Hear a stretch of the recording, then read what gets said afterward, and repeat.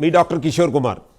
So షామియానా వాళ్ళకి అడ్వాన్స్లు ఇచ్చేసి ఉంటారు, అట్లాగే ఎత్తైన విగ్రహాలకి కూడా అడ్వాన్స్లు ఇచ్చేసి బుక్ చేసేసి ఉంటారు.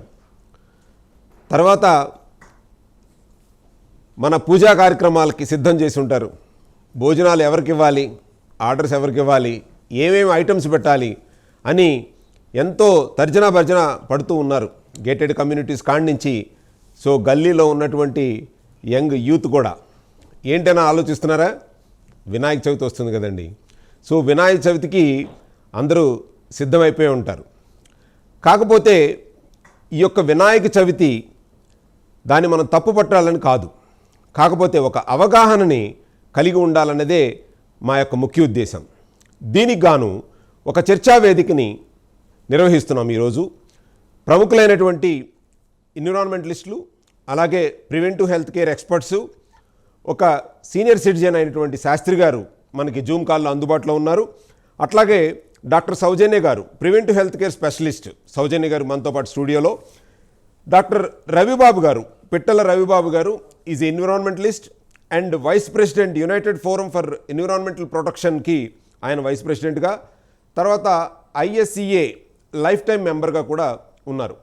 సుదీర్ఘమైనటువంటి ఈ యొక్క వారి సేవలను అవేర్నెస్ కోసం, ఈ యొక్క ఎన్విరాన్మెంటల్ అవేర్నెస్ కోసం అహర్నిశలు కష్టపడుతున్నటువంటి రవిబాబు గారు, అలాగే ప్రివెంటివ్ హెల్త్ కేర్లో తన వంతుగా సమాజానికి ఈ యొక్క ప్రివెంటివ్ మీద ఒక అవగాహన కార్యక్రమాలని చేయించాలన్న ఉద్దేశంతో రీలీవ్ అనేటువంటి సంస్థని స్థాపించి ప్రతి ఒక్కళ్ళకి కూడా ఆరోగ్యవంతమైనటువంటి జీవితాన్ని ఇవ్వాలి, ఆనందకరంగా ఉండేటువంటి జీవితాన్ని ఇవ్వాలి అన్న సదుద్దేశంతో ఒక మహాయజ్ఞాన్ని చేపట్టారు. అలాగే కేవీ శాస్త్రి గారు ఒక సీనియర్ అనలిస్ట్, అట్లాగే సేఫ్టీ కన్సల్టెంట్గా ప్రముఖ ఫార్మాస్యూటికల్ కంపెనీస్లో ఆయన సుదీర్ఘ సేవల్ని గత 40 సంవత్సరాలుగా నిర్విరామంగా అందిస్తూ ఉన్నారు. దీంతోపాటు కాజీపేట పురుషోత్తం గారు DFO రిటైర్డ్ ఫారెస్ట్ ఆఫీసర్ గారు మనతో పాటు ఉన్నారు. అలాగే ఈయన ప్రెసిడెంట్, జన విజ్ఞాన వేదిక ప్రెసిడెంట్గా కూడా ఆయన విధులు నిర్వర్తిస్తున్నారు. ఫస్ట్ ఆఫ్ ఆల్ మీ అందరికీ ఈ యొక్క ప్రైమ్ 9 హెల్త్ నుంచి నమస్కారం అండి. సో ఈ యొక్క వినాయక చవితి సందర్భంగా మనం ఏ విధంగా ఎన్విరాన్మెంటల్ని పొల్యూట్ చేస్తున్నాం అనేటటువంటిది విషయం మీద సుదీర్ఘంగా చర్చిద్దాం.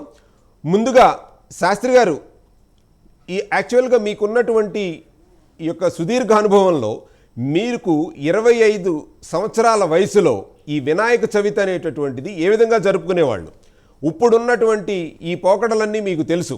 అంటే ఎత్తైన విగ్రహాలు పెట్టడం, లేదా డీజేలు పెట్టడం, దానికి తగ్గట్టుగా సంబంధం లేనటువంటి విధంగా దీని ప్రకారం ఒక సైడ్కి వెళ్ళి వచ్చేసామన్నటువంటిది అనుకోవాలి. సో మీ యొక్క 25 సంవత్సరాల వయసులో వినాయక చవితి అనేటటువంటిది ఏ విధంగా జరుపుకునేవాళ్ళు అంటారు? 25 సంవత్సరాలు ఎందుకు, 10 ఏళ్ల పట్టి మా ఇంట్లో చేసేవాళ్ళు. Okay sir. I'm from Warangal. Okay, అక్కడ మట్టి విగ్రహాలే ఉండేవి. చిన్నప్పుడు మట్టి విగ్రహం తెచ్చుకొని వినాయకుడిని కలిపి నీళ్ళలో కలిపేసేవాళ్ళం. ఓకే, ఇవాళ గత 70 సంవత్సరాలు నడుస్తున్నారు. ఇప్పుడు 10 ఏళ్ళు, ఇప్పుడు 70, మొత్తం 80 ఏళ్ళు. సో ఈ 80 ఏళ్ళు బట్టి నేను చూసింటే ప్రజల్లో వాళ్ళ క్రియేటివిటీ పెంచడం కోసం రంగురంగులు వేసి ఎత్తైన విగ్రహం, వాళ్ళ అహంకారం కోసం ఎత్తైన విగ్రహం తయారు చేసి పూజిస్తున్నట్టారు. భక్తి తక్కువ, ఆర్భాటం ఎక్కువ. అది ఇప్పుడు నేను ఒక 2 నిమిషాలు నాకు టైం ఏంటి, మీకు ఒక చిన్న విషయం చెప్తాను. మీకు చెప్పండి సార్. శుక్లాంబరధరం విష్ణుం శశివర్ణం చతుర్భుజం ప్రసన్న వదనం జాయేత్ సర్వ విఘ్నోపశాంతయే. దీన్ని చాలా మంది ఎట్లా అవుతారు, శుక్లాంబరధరం విష్ణు అంటారు. తప్పు. శుక్లాంబరధరం విష్ణు. శుక్లాంబరం అంటే తెల్లటి వస్త్రం, ధరం ధరించిన వాడు. విష్ణు అంటే మన వినాయకుని విష్ణువుని అంటారు. శశివర్ణం అంటే నా చొక్కా రంగు, దాదాపుగా చొక్కా రంగు, చంద్రుడు రంగు. చతుర్భుజం ప్రసన్న వదనం జాయేత్ సర్వ, ప్రసన్న వదనంతో జాయం చేయాలండి. ఇది ఎందుకు వచ్చింది ఇవన్నీ? ఎందుకంటే అసలు వినాయకుడికి మన వేణుగుదల ఎందుకు వచ్చిందంటే చిన్న 2 నిమిషాలు టైం ఏంటి మీకు చెప్తాను నేను. మనకి చాలామంది యోగశక్తిలో షట్చక్రాల్స్ అని చెప్పంటే అంటారు. స్పైనల్ కార్డ్లో 6 చక్రాలు ఉన్నాయని. మూలాధార, స్వాదిష్టాన, మణిపూరక, అనాహత, విశుద్ధ, ఆజ్ఞ, సహస్ర అంటే goes away, goes out of it. So if you say that way, మూలాధారానికి ప్రతి చక్రానికి ఒక జంతువు ఒక సింబాలిక్. అవును. మూలాధారానికి ఎలిఫెంట్ ఈజ్ సింబాలిక్. మూలాధారానికి దాని element, god is made of 5 elements: earth, water, fire, air and agni. I mean earth, water, fire and what is that called, another thing, light. Yeah. Light okay. Now the first chakra is earth. Earth symbolic is elephant. And earth ఆ స్థానంలో శివుడు ఉంటాడు. ఆ శివుడు పక్కన చుట్టూరా serpent అంటాం దాన్ని, మన ఈ శక్తిని, సర్పెంట్ పవర్. అది 2.5 చుట్టేసేసి చుట్టుకుని ఉంటుందని పుస్తకాలు చదివి, నేను పుస్తకాలు చదివాను. నేనే రియలైజ్ చేయలేదు వాటిని. నేను రియలైజ్ చేసి మీతో మాట్లాడను. 1, 2. సో ఎప్పుడైతే ఎలిఫెంట్ హెడ్ ఉందో, శివుడు మన కథ క్రియేట్ చేశారు. పార్వతీదేవి స్నానం చేస్తూ నలుగు పిండి పెట్టేసేసి తయారు చేసిందని. పశువు మట్టి కలిపితే శశివర్ణమే వస్తుంది, గుర్తెట్టుకోండి, ఆ ప్రపోర్షనేట్గా చేస్తే. అందుకోసం శివుడు వినాయకుడికి మన ఎలిఫెంట్ ఏనుగు తల వచ్చేసింది. That is the reason. Now earth నుంచి తయారు చేస్తారు వినాయకుడిని, మట్టి నుంచి. మళ్ళా అది దేవుడిలో కలిసిపోవాలి. ఎందుకంటే God is made out of 5 elements, ఇందాక చెప్పినట్టు. ఇది ఎర్త్ని తయారు చేస్తే మళ్ళీ ఎర్త్లో కలిసిపోవాలి. అప్పుడే మళ్ళా దేవుడు మళ్ళీ పంచభూతాల్లోకి వెళ్ళిపోతాడు. ఇది కాకుండా మనం రంగులు ఇంగులు పోస్తే అవి పోవు. ఐరన్ రాడ్స్ పెడితే అవి పోవు. తుప్పట్టి పోతుంది ఎప్పుడో కొన్నాళ్ళకి, ఇమ్మీడియట్గా అయితే పోదు అది. So this is the reason why Vighneshwara head is made of elephant. This is what I want to say. And ఈ రంగులు గింగులు ఏంటంటే రిమినెంట్లో కలవు. ఇవి కలవటానికి చాలా రోజులు పడుతుంది. తర్వాత జీవశక్తి దాంట్లో నుంచి పోతుందండో. ఎలిఫెంట్ మీరు ఎప్పుడైతే ఎర్త్లో కలిపారో దాంట్లో జీవశక్తి పోతుంది. జీవశక్తి పోతే మనకి ఇది ఉండదు, మనలో జీవం కూడా ఉండదు. అంటే చిన్న స్టోరీ ఒకటి చెప్తా. స్టోరీ అంటే స్టోరీ కాదు, అనామలీ దీనికి. మనం తినేటప్పుడు ఏం చేసినా సరే ప్రాణశక్తి, మనిషి నాన్ వెజిటేరియన్, మనిషి చంపి తింటాడు కానీ చచ్చిన దాన్ని తిండు, గుర్తెట్టుకోండి. ఒక ఆఫ్టర్ 4-5 అవర్స్ జీవశక్తి పోతుంది దాంట్లోంచి. మనం కూరల గీరలు, వెజిటేరియన్ అనుకున్న వాళ్ళు కూరల గీరలు కూడాను కోసి తింటాం కానీ కింద పడిపోయింది దాన్ని తినం మనం. జీవశక్తి పోతుంది.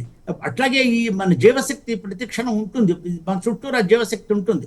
ఆ జీవశక్తిని మళ్ళా మీరు ఎర్త్లో ఉన్న జీవశక్తిని మళ్ళీ ఎర్త్లో కలిపేయాలి. కలిపేయకపోతే it has got some other reaction. This is what I want to say. Why god has to be, I mean ఎందుకు కలిపేయాలి? కలిసి నీళ్లలో కలిపినా కూడా నీళ్లలో కరిగిపోయి కలిసి ఎర్త్లో కలిసిపోతుంది అది. అంటే ఇప్పుడు యాక్చువల్గా శాస్త్రి గారు ఇప్పుడు ప్లాస్టర్ ఆఫ్ ప్యారిస్తో, అంటే కాల్షియం సల్ఫేట్ హైడ్రేట్ అనేటువంటి ఒక కెమికల్తో ఈ యొక్క విగ్రహాలను చేయటం అనేటటువంటిది స్టార్ట్ అయింది. అంటే ఎప్పుడైతే కనుక ఈ యొక్క ప్లాస్టర్ ఆఫ్ ప్యారిస్ విగ్రహాలను చేయటం మొదలుపెట్టారో, ఈ యొక్క ఎన్విరాన్మెంటలిస్టులు అందరూ కూడా దానికి ఎగైనెస్ట్గా ఉన్నారు. ఎందుకనంటే మన ఇకాలజికల్ సిస్టమ్ అనేటటువంటిది దెబ్బతింటుంది.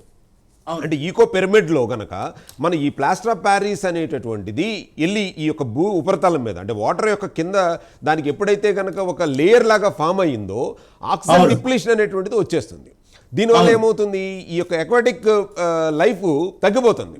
దీనివల్ల ఏమవుతుందంటే ఈ యొక్క మీరు అందాకడ అన్నట్టు రంగురంగులు పూయటం వల్ల ఆ రంగుల్లో ఏమున్నాయి అనేటువంటిది అవగాహన అనేటువంటిది చాలా ఇంపార్టెంట్ ప్రజలకి. ఆ రంగుల్లో భూమి మీద ఉన్న జీవశక్తి చచ్చిపోతుంది దాంట్లో. ఎగ్జాక్ట్లీ. రెండోది ఏంటంటే దాంట్లో వాడే ఐరన్ అవనివ్వండి, లేకపోతే ఇటువంటి ప్లాస్టర్ ఆఫ్ ప్యారిస్ అవటం వల్ల ఈ యొక్క వాటర్ యొక్క టీడీఎస్ లెవెల్స్, హై టీడీఎస్ లెవెల్స్కి వెళ్ళిపోవటం ఒకటి, ఆక్సిజన్ డిప్లీషన్ 2. దీని తర్వాత ఈ ప్లాస్టర్ ఆఫ్ ప్యారిస్ బొమ్మల మీద ఉపయోగించేటటువంటి ఏ రకమైనటువంటి రంగులైనా అవనివ్వండి, హెవీ మెటల్స్తో కూడుకున్నవి ఉంటాయండి. అంటే మెర్క్యూరీ అవనివ్వండి, లేకపోతే ఇంకోటి అవనివ్వండి, ఈ హెవీ మెటల్స్ ఉండటం వల్ల రేపొద్దున వాటర్ని ఈ యొక్క బయాలజికల్ ఈకో సిస్టమ్ ఎఫెక్ట్ అవుతుంది. తర్వాత ఈ వాటరు లోపలికి, అంటే భూమిలోకి చొచ్చుకునే తత్వం కూడా తగ్గిపోతూ ఉంటుందని అంటున్నారు. అవును. అంటే చెప్పండి సార్. అందుకనే వేరే కెమికల్స్ ఏది వాడినా సరే జీవశక్తిని చంపుతాం తప్పితే పెంచదు. ఓకే. అంటే ఇప్పుడు అంటే మీ చిన్నప్పుడు అంటే ఒక 25 సంవత్సరాలు మీ వయసు ఉన్నప్పుడు మట్టి విగ్రహాలు పెట్టేటటువంటి దాని నుంచి ఇవాళ ఎవరు ఎంత ఎక్కువ విగ్రహం పెడితే గొప్ప అనే స్థాయికి రావడానికి గల కారణాలు ఏమంటారు? అహంకారం. అహంకారమే. అంతే అంతే అంతే. నేను గొప్ప పెట్టినట్టే నేను గొప్ప, నేను పెద్దది పెట్టినట్టే నేను పెద్దది పెట్టాను. అంటే భక్తి లేదు ఇక్కడ. పెద్దది పెట్టిన కొద్దీ దాంట్లో స్ట్రెంగ్త్ కోసం ఐరన్ రాడ్స్ వాడాలి, వంద విషయాలు వాడాలి. అవును. అందంగా బొమ్మను అందంగా తయారు చేస్తున్నా కానీ భక్తి లేదు, అసలు భక్తి లేదు దాంట్లో. So Okay. ఇవాళ తయారు చేస్తున్నారు అంటే చేస్తున్నారు, అదే జనాలు చేస్తున్నారు. గవర్నమెంట్ స్లోలీ లాస్ట్ 3-4 years బట్టి government slowly coming in to this field and says must విగ్రహాలు పెట్టండి అని అంటుంది. అంటే ఇక్కడ కూడా ఉంది సార్. అంటే హైదరాబాద్ అర్బన్ ఏరియాస్లో కొన్ని వేల మన సొసైటీస్ ఉన్నాయండి, ఇది గేటెడ్ కమ్యూనిటీస్ ఉన్నాయి. ఈ గేటెడ్ కమ్యూనిటీస్లో ఒక మంచి కాజు కోసం ముందుకు రమ్మంటే ఎవరో రారు సార్. కాకపోతే ఈ వినాయక చవితి సందర్భంగా అయితే వాళ్ళు ఈ పాటికే రంగం అంతా సిద్ధం చేసుకుని ఉంటారు. అంటే ఏ రోజు ఎవరు కూర్చోవాలి, లేకపోతే ఎవరు ఏ రోజున ఏ ఐటమ్స్ పెట్టాలి అనేది. ఇక్కడ మాత్రం వచ్చేటటువంటి యూనిటీ, అక్కడ ఆ కమ్యూనిటీలో వాటర్ ప్రాబ్లం ఉంది, ఎవరు ముందుకు రారు. సెక్యూరిటీ ప్రాబ్లం ఉంది, రారు. సో 10 మందికి ఏదన్నా ఉపయోగపడే కార్యక్రమం చేద్దామంటే రారు. కాకపోతే ఈ యొక్క వినాయక చవితిని అడ్డం పెట్టుకుని, అంటే ఈ వినాయక చవితి సందర్భంగా అందరం కలుస్తున్నాము అనే ఒక అపోహలో కలవటం తప్ప అక్కడ భక్తి అనేటువంటిది లేదు. అది నా ఉద్దేశం. మీరేమంటారు? ట్రూ. అహంకారం చెప్పాను కదా, వేరే దారి ఏ లేదు. నేను గొప్ప, నేను పెద్దది పెట్టినట్టే నేను పెద్దది పెట్టాను, నేను రంగులు బాగా వేసానంటే నేను రంగులు బాగా వేశాను. సిమెంటు తర్వాత ఈ రంగులు వాడటం, ప్లాస్టర్ ఆఫ్ ప్యారిస్ వాడటం, ఇవన్నీ జీవశక్తిని చంపుతాయండి. అంటే రెండోది, ఇప్పుడు నిమజ్ఞం అప్పుడు కూడా మనం చూస్తుంటే సార్, అసలు ఈ పరిస్థితి ఎంత దైనందినంగా దిగజారిపోయిన తత్వం ఎలా వచ్చేసిందంటే, ఈవెన్ ఆడపిల్లలు అవనివ్వండి, మగపిల్లలు అవనివ్వండి, కరెక్ట్, తాగుడు అలవాటు ఉన్న వాళ్ళు ఆ యొక్క పిచ్చి సాంగ్స్కి డాన్సులు వేయటం. అవును. ఓకే, ఆడపిల్లలు కూడా డిఫరెన్స్ లేదు కదా ఏమండి, ఆడమగకి డిఫరెన్స్ లేదు. ప్యాంట్లు షర్ట్లు వేసేసుకుంటున్నారు వాళ్ళు. వేసుకుని దానివల్ల చేస్తే, అంటే హిందూ తత్వానికి మనం ఇలాంటి చేయటం వల్ల వేరేటటువంటి, అంటే మన వినాయక చవితి అయిన తర్వాత వేరే మతం వాళ్ళు కూడా మనం ఏలెత్తించుకుని చూపించేటువంటి పరిస్థితులకి వచ్చేసామండి. అంటే మీ వినాయకుడు ఇలా చెప్పాడా, ఇలా చేయమని చెప్పాడా. ఈ యొక్క వాళ్ళు పెట్టేటటువంటి డీజే సాంగ్స్ కూడా డబుల్ మీనింగ్ సాంగ్స్ పెట్టడం అండి. సో దీనివల్ల ఏమవుతుంది మనకి, ఇప్పుడు ఒక పక్కన చూస్తేనేమో ఈ కలకత్తా కేసుల గురించి మాట్లాడుకుని, సో గంటకు 3 రేపులు జరుగుతున్న, మన భారతదేశంలో గంటకు 3 రేపులు జరుగుతున్నాయని ఒక పక్కన చర్చా వేదికలు, మహిళా సంఘాలు ఇవన్నీ వస్తున్నాయి. ఒక పక్కన వచ్చి మీరు ఈ వినాయక చవితిని అడ్డం పెట్టుకుని ఇలాంటి వెర్రిపోకడలకు పోతుంటే మనం ఎటువైపు వెళుతున్నాం? సో వాళ్ళు వేసేటటువంటి, వాళ్ళు పెట్టే పాటలేంటి, వాళ్ళ ఆడపిల్లలు వేసే డ్యాన్సులేంటి, మగపిల్లలు కానీ ఆడపిల్లలు కానీ వ్యత్యాసం తేడా లేకుండా ఇటువంటి మన సంస్కృతిని మనం ఏమి మెసేజ్ ఇస్తున్నాం వాళ్ళకి? ఇదే మెసేజ్ సొసైటీలో జరిగేది మెసేజ్ మనం ఇచ్చేది. మళ్ళీ ప్రాబ్లం జరిగిన తర్వాత అందరం బయటకు వచ్చి బాబు అన్యాయం జరిగిపోయిందని అంటే ఎట్లాగ? మనం చేసే పనులు ఎట్లా ఉన్నాయి? మన పిల్లలకి ఏది నేర్పుతున్నాం? ఒక విషయం, దీనికి సంబంధించిన విషయం కొంచెం సంబంధం చెప్పండి సార్. మనకి శిక్ష లేదండి. ఎంతసేపు కోర్టులో కేసేస్తే ఏళ్ల కొద్ది నడుస్తుంది, వాడెవడో వస్తాడు, వీడెవడో వస్తాడు, ప్రతి సాగదీయడం తప్పితే శిక్ష లేదండి. అందుకోసం ఈ సొసైటీ వాళ్ళు ఇట్లా తయారైందండి. శిక్ష విత్ ఇన్ మంత్స్ పడాలి, దానికి తగ్గట్టుగా చేయాలి. అంతేగాని లాయర్స్ వచ్చి 10 మంది లాయర్స్ వచ్చి 10 రకాలు మాట్లాడతాడు, కోర్టు జడ్జి గారేమో పోస్ట్పోన్ చేస్తూ ఉంటాడు, నడుచుకుపోతూనే ఉంటుంది. శిక్ష లేదండి, శిక్ష లేదు. శిక్ష కావాలి. శిక్ష ఉంటే సొసైటీ తయారు కాదు. ఇంకా గట్టిగా మాట్లాడితే coming back to this point, రంగులు ఇంగ్లీష్ వేయద్దని చెప్తాను కానీ శిక్ష ఎక్కడ ఉంది సార్? అక్కడ అవును, పనిష్మెంట్ లేదు ఎక్కడ. అంటే ఇంకొకటి, గవర్నమెంటే క్రేన్స్ అరేంజ్ చేసి నీళ్ళలో కలపండి, నేను హెల్ప్ చేస్తా ఉంటాను గవర్నమెంట్. అంటే ఏమి చేయలేని పరిస్థితి సార్. ఇప్పుడు ఎందుకంటే రాజకీయ నాయకులకి ఓట్లు కావాలి సార్, ఓట్లు కావాలి అని అన్నప్పుడు ఏమవుతుందంటే వీడికి పవర్ కావాలి, వీడికి ఓట్లు కావాలి. సో ఇదివరకు యథా రాజా తథా ప్రజ అనేవాళ్ళు, ఇప్పుడు యథా ప్రజా తథా రాజా అయిపోయింది అసలు పూర్తిగా. హైకోర్టు లాస్ట్ టైం బ్యాన్ చేసింది, వేయొద్దు అని చెప్పింది, కానీ వినట్లేదు. అదే చెప్తున్నానండి. అంటే వాళ్ళకి ఓటు బ్యాంక్ ఇంపార్టెంట్. అంటే ఒక పర్టికులర్ సెగ్మెంట్కి ఏదైతే కనుక వాళ్ళకి ఎగైనెస్ట్గా మనం ఏదన్నా ఈ యొక్క బ్యాన్ నోటీస్, ఇప్పుడు పొల్యూషన్ కంట్రోల్ బోర్డు వాళ్ళు కానీ, లేకపోతే మనం ఎందుకు మీరు చెప్పినట్టుగా పెద్ద పెద్ద క్రెయిన్స్ ఏర్పాటు చేసి 100 మంది పోలీసుల్ని వాళ్ళ నిమజ్ఞం రోజున వాళ్ళని అక్కడ పెట్టి ఎంతో డబ్బుతో కూడుకున్నటువంటి ఖర్చు అది అదంతా కూడా. సో ఎవరు తిన్నట్టు కాదు. సో తీరా చేసి వీళ్ళు చేసే పనులు ఏంటంటే ఆ విగ్రహాలన్నీ కూడా మూసీ నదిలో కానీ లేకపోతే చెరువుల్లో కానీ లేకపోతే వీటిల్లో కానీ పడేసిన తర్వాత అది క్లీన్ చేయటం మన జిహెచ్ఎంసీ వాళ్ళకి అదొక పెద్ద తలనొప్పి. మళ్ళీ రోజులు అదొకటే తరబడి కాదు, చెరువులు నిండిపోతున్నాయి, చెరువుల్లో ఉన్న జీవాలు చచ్చిపోతున్నాయి. అదే రోజులు తరబడి అదొక పని కదండి. సరే అండి శాస్త్రి గారు, ఇప్పుడు మనము Ravibabu garu vice president United forum of environmental protection. యాక్చువల్గా అంబేద్కర్ ఇకలాజికల్ డెమోక్రటిక్ థాట్ అంటే అది 3 పిల్లర్స్ మీద పనిచేస్తుందని అనుకుంటాం.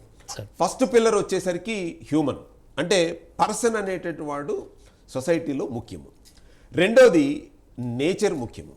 తర్వాతే మనం డెమోక్రటిక్ గురించి మాట్లాడుకోవాలి అని అంటున్నాం. అసలు హ్యూమన్ అనేటువంటి వ్యక్తే నేచర్ని పాడు చేస్తున్నాడు.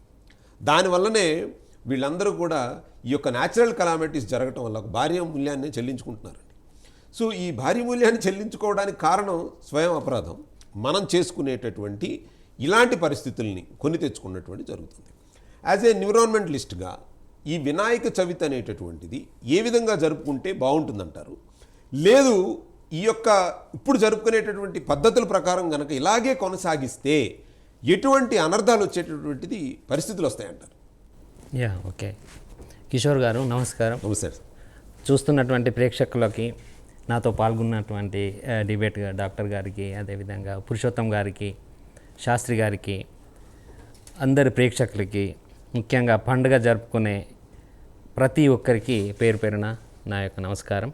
అంబేద్కర్ గారు అన్నట్టు ఫస్ట్ మనిషి, తర్వాత ప్రకృతి, తర్వాత మనిషి యొక్క మనుగడ, తర్వాత ఈ చట్టాలు న్యాయాలు ఆయన రాసిండ్రు అని అంటున్నారు. దానికి నేను సమ్మతమే. కానీ 84,000 కోట్ల జీవరాశికి ఈ భూగ్రహము ఆతిథ్యం ఇస్తోంది. సో నేనేమంటాను అని అంటే ఫస్టే ప్రకృతి తర్వాతనే, అంటే పంచభూతాల నుంచి వచ్చిన వాడే మనిషి, రెండవ వాడు మనిషి, మూడవది సమాజం ఎదుగుదల ఎక్సెట్రా చట్టాలు న్యాయాలు ప్రజాస్వామ్యం ఎక్సెట్రా మనిషి మనుగడ. కానీ ఇక్కడ ఏం చేస్తున్నారని అంటే మనిషి తన యొక్క స్వార్థం కోసము ప్రకృతిని నాశనం చేస్తున్నాడు. ప్రకృతి ఏం చెప్తుంది అని అంటే నన్ను ఆస్వాదించు, నన్ను వాడుకో, నువ్వు బతుకు. ఇక్కడ ఏం చేస్తున్నాడు మనిషి? వాడుకుంటున్నాడు, కానీ పూర్తిగా వాడుకుంటున్నాడు. ఎట్లా వాడుకుంటున్నాడు అని అంటే ప్రకృతి చెప్పిన దానికి వ్యతిరేకంగా. ప్రకృతి ఏం చెప్తుంది మనకి? మనము బతికేతంత వరకే, నీవు తినటానికి ఆహారం ఇస్తుంది భూమి, వ్యవసాయం అనుకున్నారు, తాగటానికి నీరుస్తుంది జలచక్రం. అదేవిధంగా ఈ విజిటర్ అన్న విషయం మర్చిపోయాడు మనిషి. ఏంటంటే ఈ భూగ్రహం మీద ఒక విజిటర్ అన్న విషయం మర్చిపోయి ఏదో శాశ్వతంగా నేను ఈయన కోసమే ఉన్నది ఈ ప్లానెట్. మిగతా 84,000 కోట్లలో మనిషిని ఒక చేస్తే బ్యాలెన్స్ ఎంత ఉందో ఆ లైవ్ ఇట్ మేబీ అంటే ఫ్లోరా కావచ్చు, ఫానా కావచ్చు, దాని మీద డామినేషన్ చేస్తున్నాడు. సో ఈయన ప్రకృతి ఏమంటుంది? నన్ను ఉపయోగించుకొని నువ్వు బతుకు అంటున్నది. కానీ ఈయన అందులోపలికి ఎంటర్ అయ్యి ఇది నా కోసమే ఉన్నదా అనే డామినేషన్ తోటి మొత్తం కంప్లీట్గా ఒకేసారి రిసోర్సెస్ని డబ్బు రూపంలోకి మార్చడానికి ప్రయత్నం చేస్తున్నాడు. ఇక్కడనే మనకు ప్రకృతికి మనిషికి వైరుధ్యం ఏర్పడుతున్నది. దీనివల్ల ప్రకృతి ఎప్పుడు నాశనం కాదు, ఫైనల్గా కొంచెం టైం పడుతుంది, కానీ అది బ్యాలెన్స్ చేసుకుంటుంది. కానీ అందులోపల మానవునితో పాటు జీవరాశి కనుమరుగయ్యే పరిస్థితి ఉన్నది. ఇది ముందుగా కనిపెట్టే అంబేద్కర్ గారు ఆ మాట అన్నారు.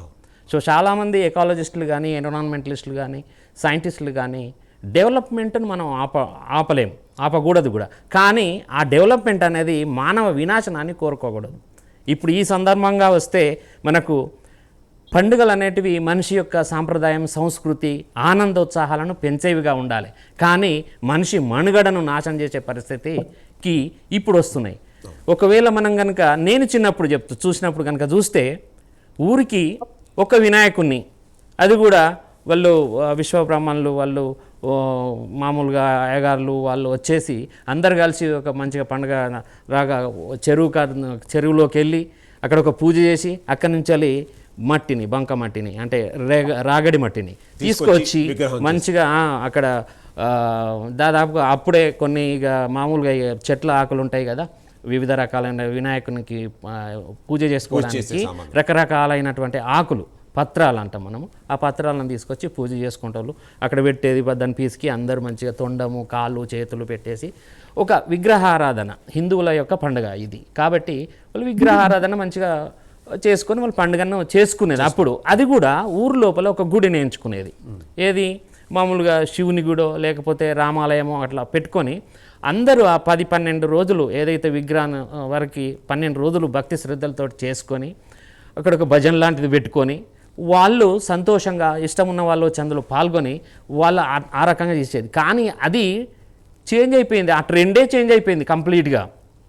ఇప్పుడు వినాయక చవితి అంటే ఏంది అంటే పిల్లల్ని కనుక ఇప్పుడు యూత్ని ఇట్లా అడిగితే వినాయక చవితి అంటే ఫస్ట్ డీజేలు, తర్వాత విగ్రహాన్ని కొనుక్కరావడం, పోటీ పడుతున్నారండి. గల్లీ కోటి కాదు, ఆ గల్లీలో కూడా నలుగురు ఒకరికొకరు పడకపోతే 4. అంతెందుకండి ఇప్పుడు అపార్ట్మెంట్ సిస్టమ్ వచ్చింది కదా, అపార్ట్మెంట్ల లోపల ఆ అపార్ట్మెంట్ కోడ్ పెట్టుకుంటున్నారు. అపార్ట్మెంట్లలో కూడా పడకపోతే వాళ్ళు 2-3 పెట్టుకుంటున్నారు. ఇది ప్రస్తుతం జరుగుతున్నది. కోర్టు కూడా అసలు యాక్చువల్గా ఏందనంటే మనకు హైకోర్టు కూడా లాస్ట్ 2019లోనో ఏమో మన కరోనా పీరియడ్లో వాళ్ళు చెప్పింది అది హుస్సేన్ సాగర్లో వేయొద్దు, వేస్తే అది కంప్లీట్గా అది పాడైపోతుంది అని చెప్పడం జరిగింది. కానీ ఎవరు పట్టించుకుంటున్నారు ఈ మాట? మాలాంటి వాళ్ళు ఎవరైనా ప్రకృతి ఆరాధకులు ప్రకృతి నష్టం జరిగితే రేపు మనగడ కష్టమవుతుందో అన్న ఉద్దేశంతో పర్యావరణవేత్తలు కానీ పర్యావరణ ప్రేమికులు కానీ అంటే మీరు ఏదో మతం మా పండుగ వచ్చినప్పుడే మీకు గొడవ వస్తుంది, మీకు ప్రకృతికి గుర్తొస్తుంది, మా దీపావళి వచ్చినప్పుడే గుర్తొస్తుంది, మాకు బాంబులు మేము కాల్చినప్పుడే మీకు గుర్తొస్తుంది. ఎందుకని దాన్ని ఒక రకంగా పర్యావరణ విధ్వంసాన్ని మతాన్ని అడ్డుపెట్టేసి వాళ్ళ యొక్క భావనలను అడ్డుపెట్టేసి పర్యావరణ విధ్వంసం చేస్తున్నారు. సరే, ఇక్కడ మత సమస్య కాదండి. మత సమస్య అనేటువంటిది మాట్లాడారంటే అది చాలా తప్పు. ఎందుకనంటే మనం సెకండ్ జనరేషన్ మన తర్వాత తరాలకు ఇవ్వాల్సింది ఏదైనా ఉంది అని అంటే చక్కటి ప్రకృతిని మాత్రమే వాళ్ళకి ఇవ్వగలం. ఎస్ సార్, ఇప్పుడు పూర్వీకులు మనకి ఇచ్చిండ్రు, అంత మంచిగా ఆనందంగా మనం హెల్త్ తోటి పెరిగినాం. కానీ ఇప్పుడు ఏమవుతుందంటే మనం ఏం చేస్తాం, దాన్ని నాశనం చేసి రాబో తరాలు ఏవైతున్నాయో వాటికి ఏ పూర్వీకులైతే మనకు స్వచ్ఛంగా ఇచ్చినటువంటి పర్యావరణాన్ని మనం ఇవ్వగలుగుతున్నామా? చాలామంది ఏమనుకుంటారంటే నేను ఇండ్లు కట్టినా, నేను ఇది కట్టినా, నేను ఆస్తి ఇస్తున్నా, బంగారం ఇస్తున్నా, ప్రాపర్టీ ఇస్తున్నా, ఇవి మాట్లాడుతున్నారు తప్ప ఒక స్వచ్ఛమైనటువంటి వాతావరణంలో జీవించే హెల్తీ ఎన్విరాన్మెంట్ని ఇస్తున్నామా అన్నది మనం ప్రశ్నించుకోవాలి. సో ఆ రకంగా ఇప్పుడున్నటువంటి దాంట్లో పోటీపడి విగ్రహాలను కొనుక్కొస్తున్నారు. ఇప్పుడు భక్తిని ఎవరు వ్యతిరేకించట్లేదు, ఎవరి ఇష్టం వాళ్ళదండి, ఎవరి పూజ వాళ్ళది. నేను భక్తికి వ్యతిరేకం కాదు, పూజలకు వ్యతిరేకం కాదు. కానీ పర్యావరణానికి విఘాతం కలిగించే లెవెల్ లోపల భక్తి యొక్క రూపాన్నే మార్చేస్తున్నారు. మార్చేసి ఏం చేస్తున్నారంటే అక్కడ విపరీతమైనటువంటి హెత్తులతోటి, హంగులతోటి, అనేక రకమైన పిఓపి తోటి చేస్తున్నటువంటి విగ్రహాలు మీరు ఇప్పుడు మన దగ్గర కనుక ఒకసారి మీరు వెళ్ళి చూడండి, కుకట్పల్లి వెళ్ళి చూడండి, సికింద్రాబాద్లో వెళ్ళి చూడండి, చంద్రాయన్ గుట్ట దగ్గర వెళ్ళండి, ఇవన్నీ విగ్రహాలను తయారు చేసే ఫ్యాక్టరీస్ ఉన్నాయి అక్కడ వాళ్ళు. అంటే అది కూడా వచ్చింది. అది కూడా ఏమంటారంటే ఇన్ని 100 మంది సెగ్మెంట్స్ మనం కనుక ఈ విగ్రహాన్ని ఒక మట్టి విగ్రహం పెట్టుకుని కనుక పూజలు చేస్తే ఈ డీజే వాళ్ళు కానీ ఇది లేకపోతే ఈ ప్లాస్టర్ ఆఫ్ ప్యారిస్ చేసేవాళ్ళు చేతి వృత్తి చేసేవాళ్ళకి కానీ వాళ్ళందరికీ కడుపు మీద కొట్టినట్లు అవుతుంది అని అంటున్నారు. అంటే ఇవాళ ఈ యొక్క మన కెమెరా సిస్టమ్ ఉంది, తర్వాత ఎన్నో రకాలైనటువంటి అడ్వాన్స్డ్ టెక్నాలజీ వచ్చే కొలది వాళ్ళేమి అయిపోలేదు కదండి, వేరే దాంట్లో సెగ్మెంట్లోకి మారుతారు. ఎందుకంటే ఈ యొక్క ప్రకృతి అనేటటువంటిది పిఓపి చేసే కార్మికుడు కూడా కావాల్సిందేగా, ఆయనకు డబ్బులే కాదు కదా కావాల్సింది. సో ఎన్విరాన్మెంట్లు కూడా కావాలి. వాళ్ళ పిల్లలు ఒక ఆరోగ్యవంతమైనటువంటి జీవితాన్ని గడపాలంటే వాళ్ళని ఎడ్యుకేట్ చేయాలి. మేము పిఓపి చేయటం, విగ్రహాలు చేయటమే మాకు తెలుసు, మీరు కనుక ఈ యొక్క పిఓపి విగ్రహాలను పెట్టుకోకుండా కనుక మీరు పూజలు చేసుకుంటే వాళ్ళు ఎట్లా బతకాలని కొంతమంది వితండవాదం చేస్తుంటే వాళ్ళని ఎడ్యుకేట్ చేయండి. ఎడ్యుకేట్ చేసి మీరు ఈ సెగ్మెంట్ కాదు, మీరు చేస్తున్నటువంటి పిఓపి విగ్రహాల వల్ల వచ్చే సమస్యలు ఇలా ఉన్నాయి కాబట్టి వాళ్ళకు వేరే ఉపాధిని కల్పించండి. ఇది గవర్నమెంట్ ఇనిషియేటివ్ తీసుకుంటుందా లేకపోతే కొన్ని ఎన్జిఓస్ ఇనిషియేటివ్ తీసుకుంటారా? ఎవరైతే లేదు మీరు కొనటం మానేయండి, ఆటోమేటిక్గా ఏమవుతుంది, సో వాళ్ళే ఉపాధి కోసం వేరే దారులు ఎత్తుకుంటారు. ఎస్ సార్, ఇప్పుడు మనకు పొల్యూషన్ కంట్రోల్ బోర్డు ఉంది, వాళ్ళు చేసుకోవాలి. వాళ్ళను పొల్యూషన్ను నివారించే బాధ్యత పొల్యూషన్ కంట్రోల్ బోర్డుది. అయితే వాళ్ళు ఇప్పుడు ఏమంటున్నారంటే మాకు ఉపాధి లేదు, మేమేం చేయాలి అని అంటే మీరు గవర్నమెంట్ వాళ్ళకు ఆర్టిసియన్స్ ఎవరైతే ఉన్నారో వినాయకులను తయారు చేసే వాళ్ళకి ఒక ఉపాధిని వేరే రకంగా కల్పించండి. పిఓపి కాకుండా వేరే ఆల్టర్నేటివ్ ఈకో ఫ్రెండ్లీ, అంటే దాదాపుగా తనంతట తానే భూమి మీద నాశనం అయిపోయేటువంటి బయోడిగ్రేడబుల్ మెటీరియల్ తోటి విగ్రహాలను తయారు చేయించాలి. కానీ అలా వాళ్లకు అలాంటి టెక్నాలజీ నేర్పించాలి, అలాంటి పనులు నేర్పించడానికి వాళ్ళను మార్చాలి. వాళ్ళు ఏంది ఈజీగా అయిపోతుంది ఏంది పిఓపి తోటి. POP is nothing but calcium మన సల్ఫేట్ విత్ 1/2 H2O హైడ్రేటెడ్. అంటే ఇది బేసిక్గా వచ్చేసరికి ఈ జిప్సం ఏదైతే సాయిల్ ఇది ఉంటుందో 300 degrees Fahrenheit లో కనుక మనం హీట్ చేస్తే దీని ప్లాస్టర్ ఆఫ్ ప్యారిస్ గా కన్వర్ట్ అవుతుంది. దీని మీద కూడా కొంతమంది అంటే సైన్స్ వచ్చినటువంటి మూర్ఖులు కూడా కొంతమంది ఏం చెప్తున్నారు, యాక్చువల్గా జిప్సం అనేటటువంటిది మేము సాయిల్ నుంచి తీసుకున్నాము, దీన్ని 300 degrees Fahrenheit లో కనుక చేస్తుంటే పిఓపిగా కన్వర్ట్ అవుతుంది, మళ్ళీ కనుక వాటర్లో వేస్తే జిప్సం గా కన్వర్ట్ అవుతుంది. మేము ఎక్కడ వాటర్ పొల్యూట్ చేసాం, విడిపోతుందండి. అది వాళ్ళు మిస్ అవుతుంది ఏంటంటే వాటర్ లో ఉన్నటువంటి టీడీఎస్ లెవెల్స్ మారిపోతున్నాయి. రెండోది మారిపోతుంది, అందులోపల అనేకమైన బిఓడి మారిపోతుంది, సిఓడి మారిపోతుంది. అందులో ఉండే జీవులకు కావాల్సినటువంటి అంటే అక్వాటిక్ ఎకోసిస్టంలో ఏదైతే మనకు జూ ప్లాంక్టన్ అనొచ్చు లేదా phyto plankton what ever it may be, that cannot take the oxygen. So దానివల్ల అది సర్వనాశనం అయిపోతుంది ఆ ఎకోసిస్టమ్. మీరు నదులలో చూడండి, నదులు కూడా అట్లనే. ఇప్పుడు జిప్సము విడిపోదండి, కొన్ని సంవత్సరాల వరకు, కొన్ని వందల సంవత్సరాల వరకు అది విడిపోదు. అది మట్టితోటి కలుస్తుంది కానీ మట్టిలో డిజాల్వ్ అవ్వదు. డిజాల్వ్ అవుతానే మనకు జనరల్గా మనకు బయోడిగ్రేడబుల్.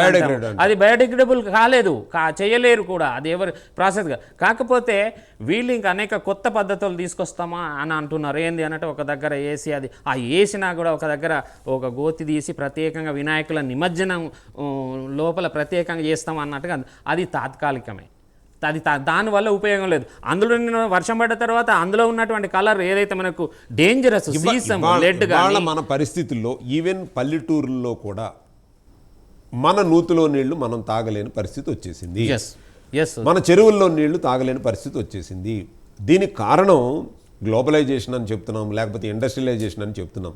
కేవలం మన చేతులారా మనం పాడు చేసుకున్నటువంటిదే. ఇవాళ ఒక స్టేజ్కి వచ్చేసాం, ఈ ఎన్విరాన్మెంటల్ అంతా కూడా పాడు చేసి ఒక స్టేజ్కి వచ్చాం. ఇప్పుడైనా సరే అంటే ఈ యొక్క అక్షరాస్యత అనేటటువంటిది ఇదివరకు చూసుకుంటే శాస్త్రి గారికి ఇప్పుడు 80 ఏళ్ళు వచ్చినాయి అనుకుందాం, ఒక ఆయన 25 సంవత్సరాలు ఉన్నాయా, 25 మీకు అట్ ది ఏజ్ ఆఫ్ 25 yearsలో ఉన్న మనకు అక్షరాస్యత అనేటటువంటిది ఇప్పటికీ ఆల్మోస్ట్ చాలా ఇది వచ్చేసిందండి. అంటే పెరిగినప్పుడు మనం ఎలా ఆలోచించాలి అని అంటే సైంటిఫికల్గా ఆలోచించాలి. మనం చేసే పని తప్ప కాదా అనేటువంటిది ఆలోచించాలి. మనకి అక్షరాస్యత శాతం పెరిగినప్పటికీ కూడా నిరక్షరాస్యుల్లాగానే మన ప్రవర్తనలు ఉన్నాయి. దీనివల్ల ఇంప్లిమెంటేషన్ అనేటువంటిది చాలా తక్కువ ఉంటుంది. అట్లాగే ఇప్పుడు మనం ఈ డిఎఫ్ఓ గారు పురుషోత్తం గారు, మీరు జన విజ్ఞాన వేదిక ప్రెసిడెంట్గా ఉన్నారు, అట్లాగే ఈ యొక్క ఫారెస్ట్ ఆఫీసర్గా కూడా వర్క్ చేశారు. ఫ్యూచర్ జనరేషన్కి ఇలాగే కనుక కొనసాగితే వచ్చేటటువంటి అనర్థం ఏంటంటారు పురుషోత్తం గారు? మతాచారం నమ్మకాన్ని బట్టి మట్టితో మాత్రమే మనం వినాయకులు చేసి ఎవరింట్లో వాళ్ళు వినాయక చవితిని జరుపుకునే వాళ్ళు, అది కాస్త ఇప్పుడు బయట ప్రపంచానికి వచ్చేసింది. అవసరం ఉన్నా లేకున్నా కాలనీలలో కానివ్వండి, అపార్ట్మెంట్స్లో కానివ్వండి విగ్రహాలని ప్రతిష్టాపించడము. ఇది యాక్చువల్గా అప్పుడు స్వాతంత్ర ఉద్యమంలో తిలక్ గారు కొంత అక్కడ బాంబే మహారాష్ట్రలో పూణేలో మొదలు పెట్టినటువంటి ఒక ఉద్యమం లాగా స్టార్ట్ అయింది. అది అంతా వ్యాపించి ఇప్పుడు అదొక ప్రహసనంగా మారింది. అది ఆచారం కన్నా ఎక్కువ ప్రహసనమే అయిందని చెప్పొచ్చు. అంటే తిలక్ గారి ఉద్దేశంలో సార్ పురుషోత్తం గారు, తిలక్ గారి ఉద్దేశం ఏంటంటే ఒక మనుషులందరినీ ఒక దాటి మీదకు తీసుకురావాలి అని అంటే ఒక విధమైనటువంటి ఇది పెట్టాలి అన్న ఉద్దేశంతో తిలక్ గారు సదుద్దేశంతో చేసినటువంటి పని ఇవాళ ఈ దారులు తీసింది అనడంలో అతిశయోక్తి లేదు. ఆయన ఉద్దేశం వేరే. ఒకటి ఇప్పుడు చిత్తం శివుని మీద భక్తి చెప్పుల మీద అని ఒక సామెత ఉన్నట్టుగా అసలు భక్తి తక్కువైపోయింది, ప్రదర్శనలు ఆడంబరాలు ఎక్కువైపోయినాయి. ఇదంతా కూడా ఈ యువత కూడా ఎట్లా అంటే వాళ్ళు కూడా ఒక యూత్ అసోసియేషన్ పెట్టుకొని వాళ్ళు వాళ్ళ హైప్ అంటే వాళ్ళ ప్రచారం కొరకు వాళ్ళు పైకి రావాలనే ఉద్దేశంతో చందాలు విపరీతంగా కలెక్ట్ చేయడము, దాన్ని ఒక పెద్ద ఒక ఈ 9 రోజులు ఒక పెద్ద కార్యక్రమం, ఒక ఈవెంట్ లాగా చేయడము, అంటే పోటీ పడి ఒకరికి మించి ఒకరు అవును, చేయడం వలన ఒకటి డామినేషన్ పాలిటిక్స్ కూడా ఉన్నాయి. దానికి అంటే మొదట్లో ఉన్నటువంటి విలువ కానివ్వండి, మొదట్లో ఉన్న గుర్తింపు కానీ లేకుండా ఇప్పుడు అదంతా కూడా ఒక జస్ట్ ఒక ఏంటంటే సెలబ్రేషనే కానీ మరి ఫ్యాన్సీ సెలబ్రేషన్ గా మారిపోయింది. ఇది అందరూ మనకి ఇప్పుడు వచ్చినటువంటి గౌరవ పార్టిసిపెంట్స్ అంతా కూడా చెప్పినట్టుగా మరి కాలుష్యం విపరీతం అయిపోతున్నది. పిఓపిని పూర్తిగా ఈ సింగిల్ యూజ్ ప్లాస్టిక్ ని ఏ విధంగా అయితే బ్యాన్ చేసిందో సెంట్రల్ గవర్నమెంట్, పిఓపి విగ్రహాలను కూడా బ్యాన్ చేయడం అనేది అవసరం. డాక్టర్ సౌజన్య గారు, మీరు ప్రివెంటివ్ హెల్త్ కేర్లో ఎన్నో సుదీర్ఘ సేవలను అందిస్తూ ఉన్నారు. అంటే ఇక్కడ మీరు చేసేటటువంటి ఈ యొక్క ప్రివెంటివ్ హెల్త్ కేర్ అనేటటువంటిది సైకలాజికల్గా కూడా మీరు ఎక్కువ ఇంపార్టెన్స్ ఇస్తారు. అంటే మానసిక స్థితి మెరుగ్గా ఉంటేనే ఫిజికల్గా ఫిట్గా ఉండగలుగుతారనేది మీ సిద్ధాంతం. ఈ యొక్క అంటే మెంటల్గా కనుక వాళ్ళు స్ట్రాంగ్గా లేకపోతే ఫిజికల్గా కూడా స్ట్రాంగ్గా ఉండరండి. మీ యొక్క ప్రివెంటివ్ హెల్త్ కేర్లో ఇటువంటి సందర్భంలో అంటే ఈ వినాయక చవితి అనేటటువంటిది కనుక ఏ విధంగా జరుపుకుంటే, అంటే ఇప్పుడు చాలామంది మనం చూస్తున్నామండి కొన్ని పెళ్ళిళ్ళలో కానీ లేకపోతే కొన్ని పార్టీల్లో కానీ ఈ డీజే సౌండ్స్ పెట్టడం వల్ల కూడా ఆ యొక్క భయంకరమైన సౌండ్స్ వల్ల సడన్గా ఈ కార్డియాక్ అరెస్ట్ అయ్యి కొలాప్స్ అయిపోతున్నారు, అక్కడికక్కడే కొలాప్స్ అయిపోతున్నారు. అంటే ఇటువంటి పరిస్థితుల్లో తెలిసి ఉండి కూడా ఈ డీజేలు పెట్టడం ఒకటి ఎన్విరాన్మెంటలిస్టులు ఇప్పుడు వాళ్ళు చెప్పినట్టుగా ఎన్విరాన్మెంట్ని పొల్యూట్ చేయటం అనేటువంటిది. అంటే ఈ యొక్క పండగ వాతావరణం ఈ 9-12 రోజులు మనిషి మీద సైకలాజికల్గా ఏ విధమైనటువంటి ప్రభావాన్ని చూపిస్తుంది. అట్లాగే మీరు యాజ్ ఏ కొన్ని ఇనిషియేటివ్స్ ఉమెన్ ఎంటర్ప్రినర్షిప్ కానీ లేకపోతే ఉమెన్ ఎంపవర్మెంట్ గురించి కానీ ఎన్నో పెద్ద ఇదే చర్చలు పెడుతూ ఉంటారు. దీనికి ఎటువంటి దారి తీసేటువంటి అవకాశాలు ఉంది ఇలాగే వదిలేస్తే? సో నమస్కారం అండి. నమస్కారం. ఇందాక సార్ ఒక ప్రెల్యూడ్ ఇచ్చినట్లు అసలు ఈ వినాయక చవితి సెలబ్రేషన్స్కి కారణం కూడా దెర్ ఇస్ అ రీజన్ అండి. Man is a social animal. నలుగురితో కలిసి ఉండాలి. కలిసి ఉన్నప్పుడు ఒక పద్ధతి లో ప్రయాణం చేయాలి. ఆ పద్ధతిలో ప్రయాణం చేయడానికి ఒక కమ్యూనిటీకి కొన్ని రూల్స్, రెగ్యులేషన్స్, స్ట్రక్చర్స్, లైక్ మన అపార్ట్మెంట్లో ఉంటే మన అపార్ట్మెంట్కి ఒక రూల్ బుక్ ఉన్నట్లు ఆ కమ్యూనిటీస్ని నెమ్మదిగా అవి ఇండియాలో అయితే జాతి, కులం, ఆ తర్వాత రిలీజియన్, మిగిలిన ప్రతి దేశంలోనూ ఒక రిలీజియన్ ఉంటుందండి. ఏ దేశానికి రిలీజియన్ లేని ప్రాంతం అన్నది వాళ్ళ ప్రపంచంలో లేదు. ఆ రిలీజియన్కి తగ్గట్లు స్ట్రక్చర్ ఉంటుంది. అయితే హిందూయిజంలో ఏంటంటే నేచర్కి, ఉమెన్కి చాలా ఇంపార్టెన్స్ ఇచ్చారు. మొదట నేచర్కి ఇచ్చారు. మీరు దశావతారాల్లో చాలా అవతారాలు యానిమల్ రిలేటెడ్ అవతారాలు ఉంటాయి. చెట్టును పూజిస్తాము, ఆవును పూజిస్తాము, తాబేల్ని పూజిస్తాము, కూర్మావతారం, మత్స్యావతారం, అన్నీ నృసింహావతారం, అన్ని అవతారాలు యానిమల్ రిలేటెడ్. సో ఇకలాజికల్ బ్యాలెన్స్కి చాలా ఇంపార్టెన్స్ ఇచ్చిన మతం ఖచ్చితంగా హిందూయిజం అమాంగ్స్ట్ ఉన్న రిలీజియన్స్ అన్నిట్లో. నవ్విపోదురుగాక నాకేంటి అన్న వాళ్ళను నేను ఒక్కదాన్ని ఖచ్చితంగా, అది కరెక్ట్ అయితే 100 మంది చెప్పినా కరెక్టే.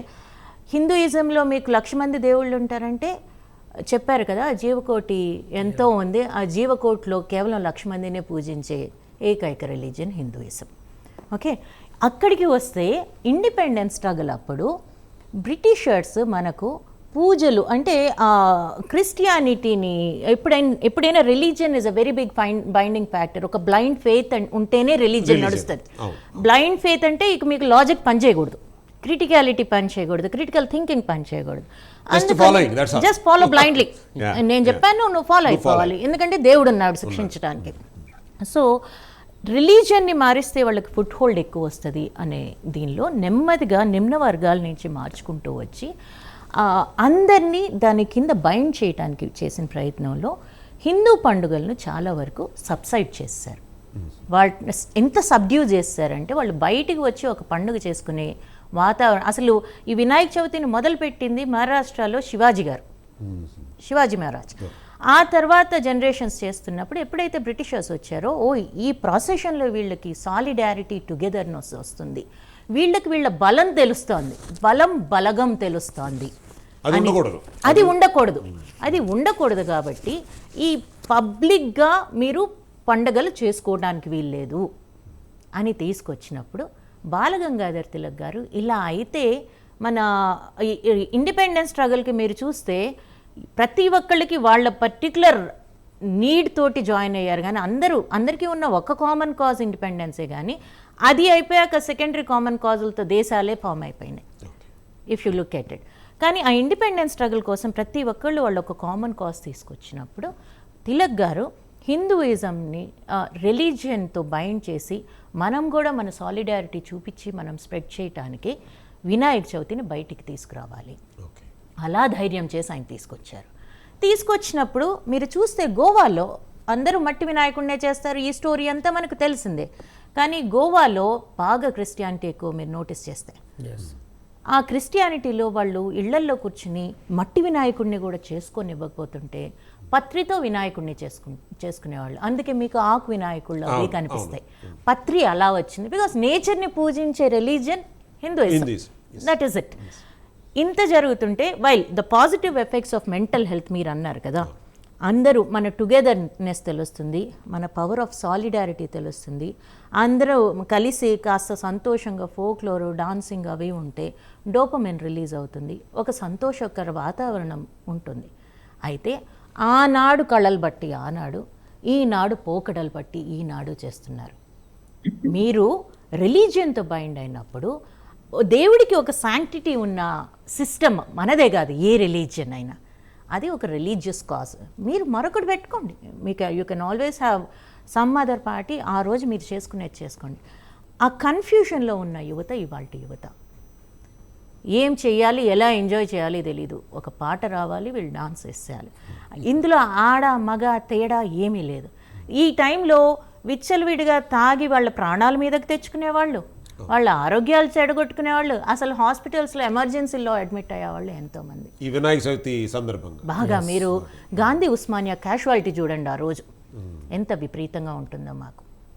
ఇదే కాకుండా అందరూ చెప్పినట్లు ఈ మా కమ్యూనిటీ చేసుకుంటాం, మా వీధి చేసుకుంటాంకి ఇందాక నేను చెప్పిన సాలిడారిటీ, నా వెనకాల ఇంతమంది ఉన్నారు, అది నాకు పొలిటికల్ పవర్ ఇవ్వటానికి అవకాశం, లేదా నాకు బిజినెస్ ఆపర్చునిటీకి ఇవ్వటానికి అవసరం, నేను ఒక లీడర్ని అని చూపించుకోవడానికి, నా శక్తి చూపించుకోవటానికి ఉపయోగపడేదన్నమాట ఆ సాలిడారిటీ. నాకు ఈయన సాలిడారిటీతో ఈయన ముందుకెళ్తున్నారు, నేను రెండో పర్సన్ అనుకోండి ఈయన వెనకాల, కొంతకాలానికి నా ఆహం కూడా ఉంటుంది, నేను ఇచ్చిన 10 మందితో కదా ఈయన వెళ్తుందని, నా 10 మందిని తీసుకొని నేను ఇంకో బొమ్మ పెట్టుకోవటం మొదలుపెట్టాను. అది చివరికి ఆయన అన్నట్టు వారు అన్నట్టు ఒకటే అపార్ట్మెంట్లో 3-4కి చేరినాయి. అక్కడితో ఆగకుండా నాకు అర్థం కాని విషయం ఏంటంటే, లడ్డు వేలం వేస్తే ఎంతకు పోయిందన్నది పేపర్లు మీడియా రోజంతా ఆ వేలం పాటని లైవ్ ఇవ్వటం.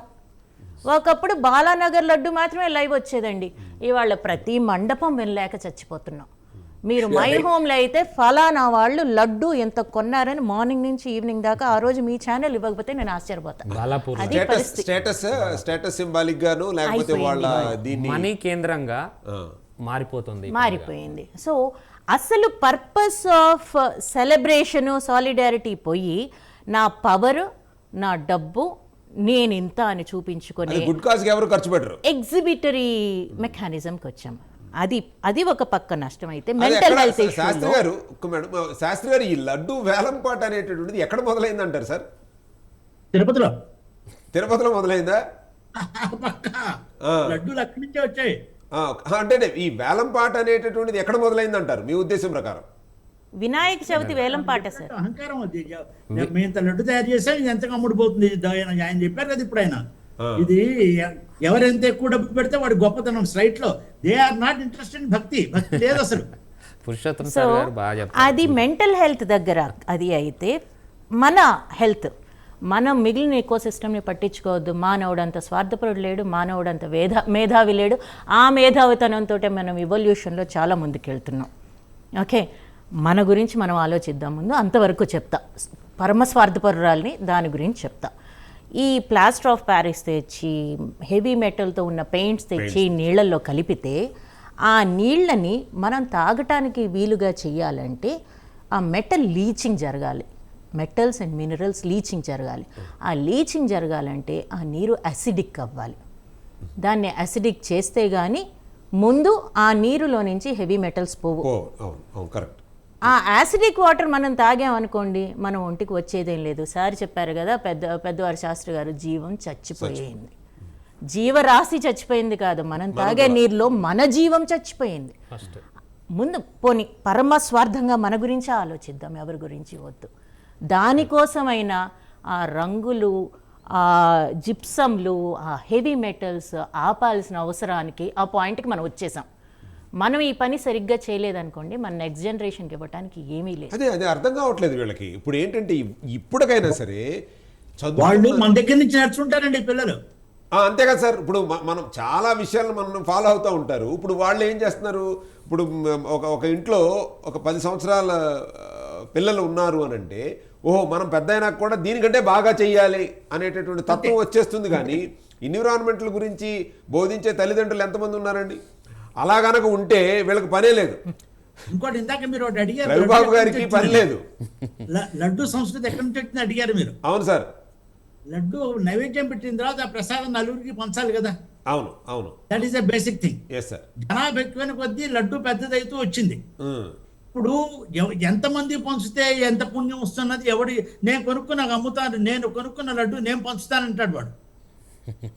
అందుకోసం ఈ లడ్డు సంస్కృతి వచ్చింది. ప్రసాదం పంచడం కోసం నేను కొంటే నేను పంచితే పుణ్యం నాకు.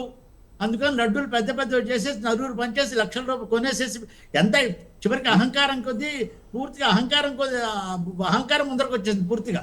అదే అండి మీరు చెప్పినట్టు ఇంకొక విషయం చెప్తే close the issues. Actually Vinayaka వ్రతకల్పం అంటాం. అవునండి. వ్రతం అంటే ఒక రోజు చేయాల్సిందే సార్. ఆ తర్వాత మెల్లిగా దీనికి పొలిటికల్ ఇంటర్ఫియరెన్స్ వచ్చేసేసి 3 రోజులు, 5 రోజులు, 7 రోజులు, 9 రోజులు అయింది. 11 sir. 1.5 day, 3 days, 7 days, 11 sir. 9 days and 11 days. ఇప్పుడు 11 days అయితే రేపు 15 days అయితే ఆశ్చర్యపోకండి. అదే పొలిటికల్ ఇంటర్ఫియరెన్స్ వచ్చిందండి ఇక్కడ. They collect money from all shops for all houses. They collect money, కొంచెం భయపెట్టిన దాదాగిరైనా చేస్తాడు. అసలు పూజ పోయింది, పూర్తిగా.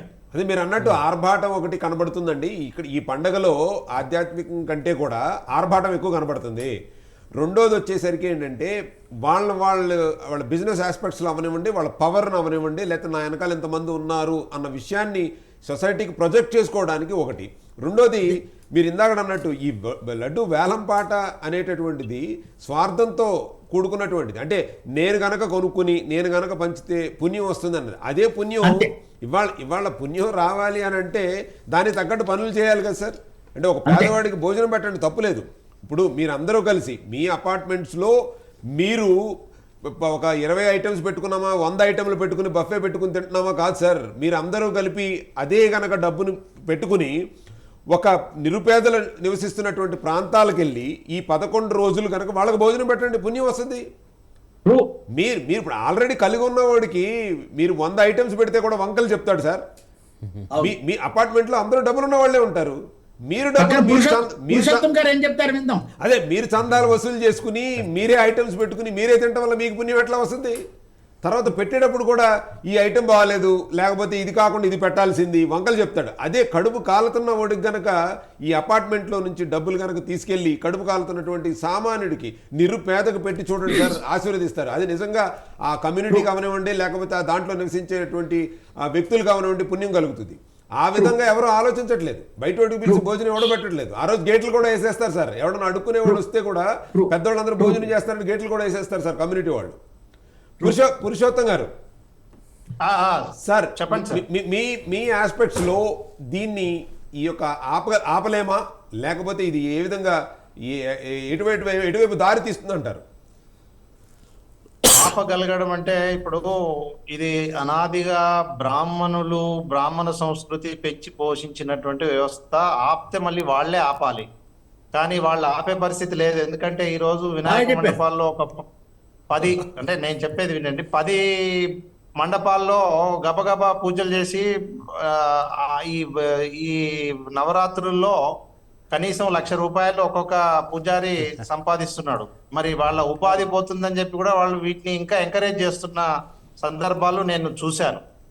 అదొకటి. Yes, you are right. తర్వాత ప్రభుత్వం కూడా ఇందులో జోక్యం తీసుకోవట్లేదు. ఇందాక మనం అనుకున్నట్టు మతానికి సంబంధించిన ఇష్యూ కదా, డెలికేట్ ఇష్యూ అని చెప్పి అదొక సెన్సిటివ్ ఇష్యూగా భావించడం వలన కూడా ఇవి ఇంకా ఎక్కువ అయిపోతున్నాయి. దానికి ఒక చట్టాన్ని తీసుకొచ్చి ఇప్పుడు కాలనీకి ఒకటి కానీ లేదంటే వార్డుకు ఒకటి కానీ రిస్ట్రిక్ట్ చేయడము, తర్వాత గుళ్ళల్లోనే వీటిని ప్రతిష్ఠించే విధంగా ఎందుకంటే పూర్వం చేసినట్టు చేయడము, బ్యాన్ పెట్టడము, తర్వాత ఇట్లాంటి కొన్ని చర్యలు. అంటే ఇప్పుడు లౌడ్ స్పీకర్స్ కూడా మరి 80 డెసిబుల్స్ దాటితే అది సౌండ్ పొల్యూషన్ గా భావించి చర్యలు తీసుకోవాలి. కానీ మేము అధికారులను కలిసినప్పుడు ఇది భక్తులు చేసుకునేది, ఇది ఒక వారం రోజులే కదా, ఓపిక పట్టండి అని చెప్పిన అధికారులు కూడా మాకు ఉన్నారు.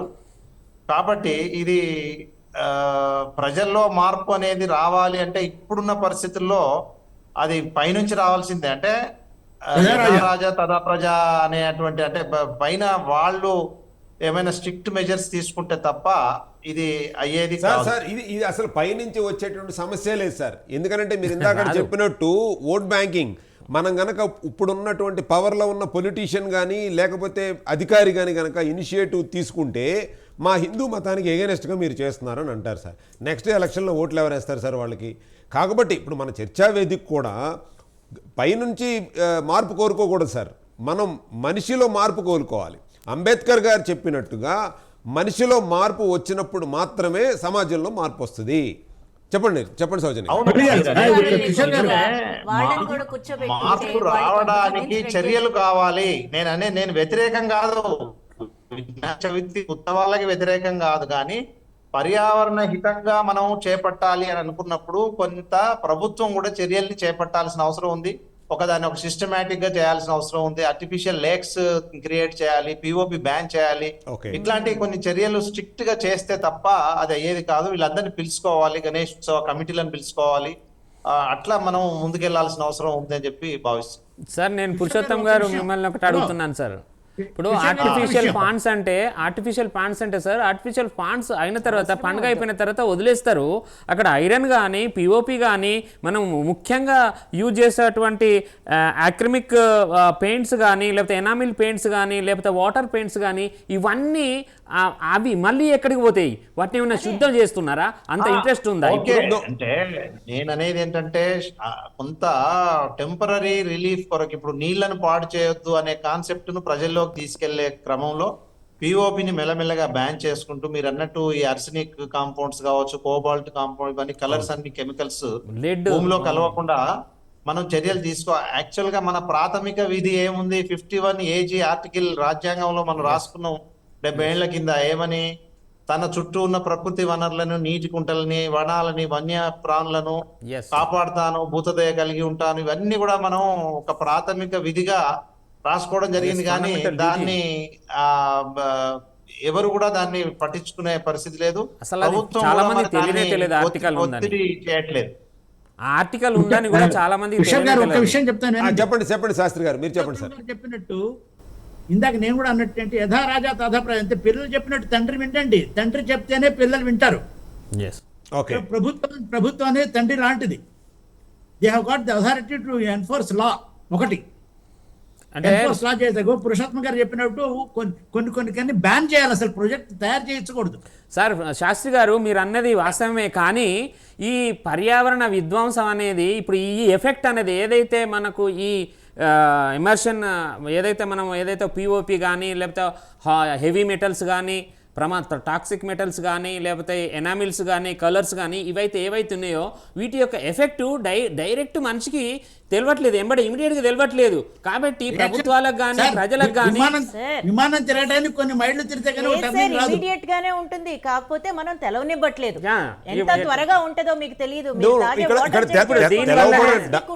డాక్టర్ గారు తెలవపోవడానికి ఏమీ లేదు. ఇవాళ డయాబెటిక్ లో భారతదేశం ఫస్ట్ ప్లేస్ లో ఉంది, ఓకేనండి. తర్వాత క్యాన్సర్లో భయంకరమైనటువంటి 5 జబ్బుల్లో 5 ఈ యొక్క డిసీజెస్లో మనం ఆల్మోస్ట్ టాప్ 5లోనే ఉన్నాం. ఇంకా దీనికంటే ఏం తెలియాలండి? సార్ మీరు జీవం పోయిందన్నారు కదా, మనం తినే ఫుడ్లో జీవం లేదు, ఆకుకూరల్లో జీవం లేదు, పళ్ళలో జీవం లేదు, ఎందులోనూ జీవం లేదండి.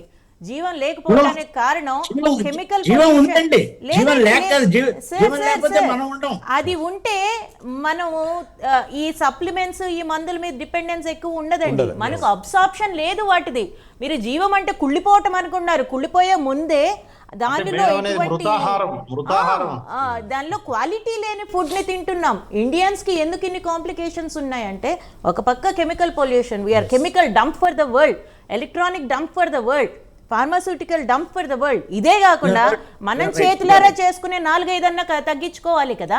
ఎగ్జాక్ట్లీ. మీరు ఉపాధి మాట్లాడుతున్నారు కదా, ఆ కోట్ల కొన్ని వేల కోట్ల ఉపాధి అది మిగిలిన ఇండస్ట్రీస్, వాటిని ఒక రోజు ముయ్యలేము. కానీ ఇట్లాంటి చిన్న వాటికి ఒక ఇన్నోవేటివ్ థాట్ తోటి నాకు నిజంగానే ప్రేమ వినాయకుడు అంటే నేను నలుగురికి పంచగలిగే వస్తువులతోటి వినాయకుడిని చేస్తానండి. రోజుకొక వినాయకుడిని చేసి పూజించుకోవచ్చు. అందులో కూడా డోపమిన్ రిలీజ్ అయింది, అందులో కూడా అందరూ కలిసి చేసుకునే పనులు ఉంటాయి. అట్లాంటి వాటిని ప్రమోట్ చేయటం అన్నది, దానికి ఐడెంటిటీ ఇవ్వటం అన్నది వాళ్ళ సోషల్ మీడియా ఛానల్స్ ఇన్ని ఉన్నాయి. అండ్ బాబు మీరు ఇలా రంగులేసి ప్లాస్టర్ ఆఫ్ ప్యారిస్తో చెయ్యొద్దురా అని చెప్పడానికి బోల్డ్ అంతమంది ప్రవచనకారులు వాళ్ళు ఒక కాజ్ కింద తీసుకుంటే ఇవాళ మనకి డిస్కషన్కి అవకాశమే లేదు. పర్ఫెక్ట్ అండి. సౌజన్య గారు చెప్పినట్టు, డాక్టర్ గారు మీరు చెప్పిన విషయాల్లో చాలా ఇంపార్టెంట్ విషయం ఏంటంటే, ఇక్కడ కంటే అంటే కొంతమంది ఒక జస్టిఫికేషన్ వాళ్ళకి ఇచ్చుకునేటువంటి జస్టిఫికేషన్ ఏముంటుందంటే, ఇదే పొల్యూషనా, ఒక ఫార్మా ఇండస్ట్రీ వాళ్ళు చేసేది పొల్యూషన్ కాదా, లేకపోతే ఇంకో ఇండస్ట్రీ నుంచి వచ్చే పొల్యూషన్ దానికంటే ఎక్కువ ఉంది, ఒక సిమెంట్ ఫ్యాక్టరీ నుంచి వచ్చే పొల్యూషన్ ఎక్కువగా. దాన్ని మనం ఏమీ చేయలేము. మన సామాన్యంగా ఇప్పుడు ఒక ఫార్మా ఇండస్ట్రీని కనుక నిజంగా పొల్యూషన్ వస్తుంది అని చెప్పి క్లోజ్ చేసేద్దామా? మరి కావాల్సినటువంటి లైఫ్ సేవింగ్ మెడిసిన్స్ ఎక్కడి నుంచి వస్తాయి? అక్కడ తీసుకునేటటువంటి జాగ్రత్తలు pollution, central pollution control board అవనివ్వండి, స్టేట్ పొల్యూషన్ కంట్రోల్ బోర్డు అవనివ్వండి తీసుకుంటున్నారు. ఇక్కడ మన చేతుల్లో ఉన్నటువంటి, మన చేతులారా పాడు చేసుకున్నటువంటి, ప్రకృతిని పాడు చేసుకున్నటువంటి ఈ యొక్క విధానాలను కనుక మనం స్వల్ప మార్పులను కనుక తీసుకుని వచ్చినట్టయితే 100% మనం దీన్ని అచీవ్ అవ్వగలుగుతాం. శాస్త్రి గారు ఇంకొకటి, ఈ సాంప్రదాయాన్ని మీరే తీసుకొచ్చారు కాబట్టి ఇది మీ చేతుల్లోనే ఉందని అన్నారు పురుషోత్తం గారు. ఏం చేద్దాం అనుకుంటున్నారు చెప్పండి? అయ్యవార్ల చేతిలోనే ఆరోగ్యం, అయ్యవారి చేతుల్లోనే ఈ యొక్క నేచర్ ఉందని అనుకుంటున్నాం. అవును, మాకు స్వార్థం పెరిగిపోయిందండి. మాకు అయ్యవార్లకి స్వార్థం పెరిగిపోయింది. ఇందాక పురుషోత్తం గారు చెప్పినట్టు మాకు రోజుకి 10 పూజ చేస్తే ₹1,00,000 వస్తుంది వాడికి. ఓకే. సో ఇంకాస్త ప్రజలు ఇంకాస్త ఎగదోసి ఇంకాస్త చేస్తున్నారు. ఇంకోటి ఏంటంటే, ఇందాక ఇండస్ట్రీస్ పెరుగుతుంది, పొల్యూషన్ పెరుగుతుంది. విరుగుట కొరకై ఇది ఒక లెవెల్కి వెళ్ళి మొత్తం అంతా కూలిపోతుంది. ఇవి మనం ఎవ్వరూ ఆపలేరు దీన్ని. This is my opinion, sir. Please. Opinion కాదు sir, fact sir. It is fact. Sir నేను ఇంకొక చిన్న ఎగ్జాంపుల్ చెప్తాను. ఇప్పుడు లోకల్లా ఇప్పుడు మనకు ఏదైతే దీన్ని కంట్రోల్ చేయకపోతే, ఇప్పుడు పొల్యూషన్ కంట్రోల్ బోర్డు ఉంది సార్, మొన్న కేవలం ఈ రకమైనటువంటి పొల్యూషన్ అంటే ఇది ఒకటే కాదు, నాట్ ఓన్లీ వినాయకులది కాదు, ఇటు ఇండస్ట్రియల్ పొల్యూషన్ కాదు, ఫార్మాస్యూటికల్ పొల్యూషన్ కావచ్చు, వాటెవర్. మనం టెక్నాలజీని ఆపొద్దంటున్నాం, డెవలప్మెంట్ని ఆపొద్దాం, కానీ డెవలప్మెంట్ ముసుగు లోపల జరుగుతున్నటువంటి పర్యావరణ విధ్వంసం వల్ల ఇప్పుడు మొన్న పొల్యూషన్ కంట్రోల్ బోర్డు 3 రోజుల కింద మన తెలంగాణలో వచ్చింది సార్. 3 రోజుల కింద 2 బర్లను తీసుకొచ్చి Sanath Nagar pollution control board ముంగట వేసి అక్కడ ధర్నాలు చేసిర్రు. రేపు మనుషులను కూడా వేసుకొని ధర్నాలు చేసే పరిస్థితి ఇప్పటికైనా ప్రభుత్వం. అది ఇంకో చర్చలో డిస్కస్ చేద్దామండి రవిబాబు గారు. యాక్చువల్గా ఈ చర్చా కార్యక్రమం ఓన్లీ మనకి వినాయక చవితికి సంబంధించింది కాబట్టి మరొక చర్చా కార్యక్రమంలో తప్పకుండా ఈ యొక్క పొల్యూషన్ కంట్రోల్ మీద దాని మీద వర్కౌట్ చేద్దాం. చెప్పిన తర్వాత కూడా ఎందుకు ఇంప్లిమెంట్ చేస్తలేదు సార్? విచ్చలవిడిగా పిఓపితో చేస్తున్నామంటే కోర్ట్ అంటే విలువ లేదు, జ్యుడిషియరీ అంటే విలువ లేదు. ఎందుకంటే లా తయారు చేయడంతో ఆగిపోతుంది, లా ఇంప్లిమెంటేషన్కి ఎవరు సిద్ధంగా లేరు. అది ఏనాడైతే ఇంప్లిమెంట్ అవుద్దో, ఏనాడైతే పనిషబుల్ అఫెన్స్ అవుతుంది అని నమ్మకం అవుతుంది.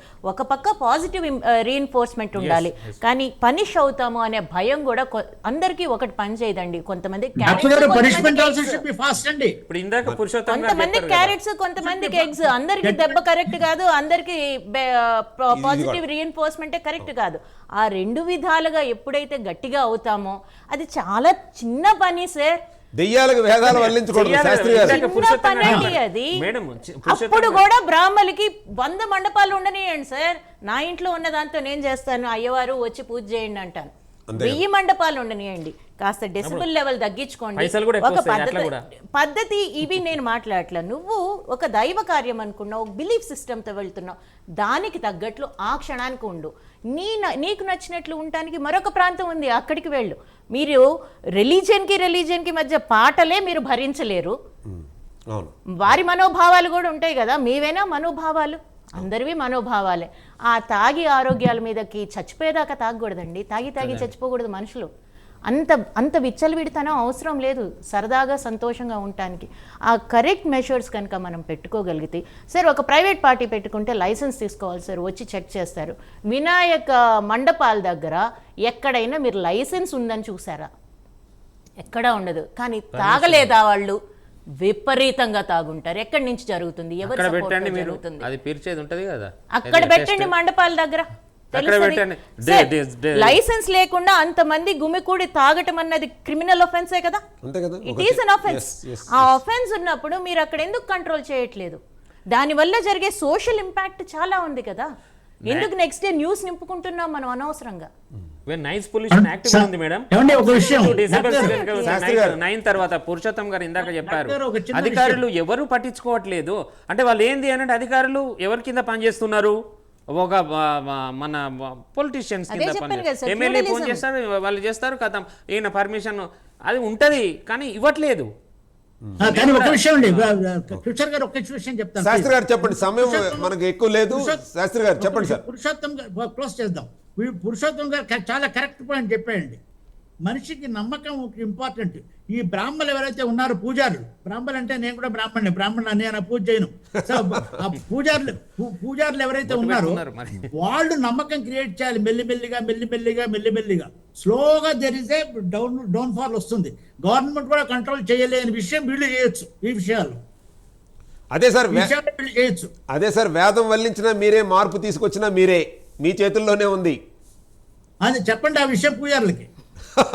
ఇప్పుడు ఒకటి సార్, ఇప్పుడు ఏదైతే కంక్లూజన్కి వచ్చేద్దాండి. సార్ పురుషోత్తం గారు, మీరు కంక్లూజన్ గా ఫైనల్ గా ఈ యొక్క